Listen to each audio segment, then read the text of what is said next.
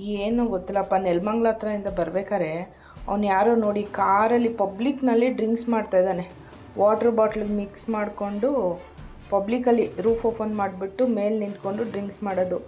ಈಗ ಎಲ್ರಿಗೂ ಪೊಲೀಸ್ ಅಂದರೆ ಭಯನೇ ಇಲ್ಲ. ಪೊಲೀಸ್ನ ಯಾರೂ ಲೆಕ್ಕಕ್ಕೆ ಇಟ್ಕೊಂಡಿಲ್ಲ ಅನಿಸುತ್ತೆ. ಯಾರಿಗೇನು ಬೇಕು ಅದನ್ನು ಓಪನ್ನಾಗೇ ಮಾಡ್ತಾರೆ. ಕರ್ನಾಟಕದಲ್ಲಿ ಪೊಲೀಸ್ ಇದ್ದಾರಾ ಇಲ್ವಾ ಅನ್ನೋದೇ ಡೌಟ್ ಆಗಿಬಿಟ್ಟಿದೆ. ಎಲ್ಲಿ ನೋಡು ಮರ್ಡ್ರು, ಎಲ್ಲಿ ನೋಡು ಗಲಾಟೆ, ಈ ಥರ ರೂಲ್ಸ್ ಬ್ರೇಕ್ ಮಾಡೋದು, ಎಲ್ಲ ಅವ್ರವ್ರು ಇಷ್ಟ ಬಂದಂಗೆ ನಡ್ಕೊಳ್ಳೋದು. ಕಾರ್ ನೋಡಿದ್ರೆ ನಮ್ಮದೇ ಕರ್ನಾಟಕ ರಿಜಿಸ್ಟ್ರೇಷನ್ನೇ. ಬೇರೆ ಕಡೆಯಿಂದ ಬಂದಿರೋರಾದರೂ ಆಗಿದ್ದರೆ ಏನೋ ಹೇಳ್ಬೋದಿತ್ತು.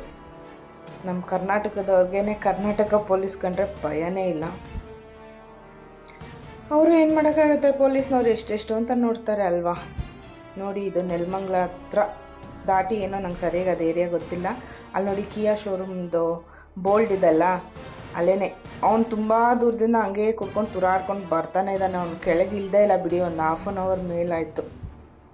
ದಯವಿಟ್ಟು ಇದನ್ನು ಯಾರಿಗೆ ಶೇರ್ ಮಾಡ್ಬೇಕು ಅನ್ಸುತ್ತೋ ಮಾಡಿ ನೋಡೋಣ.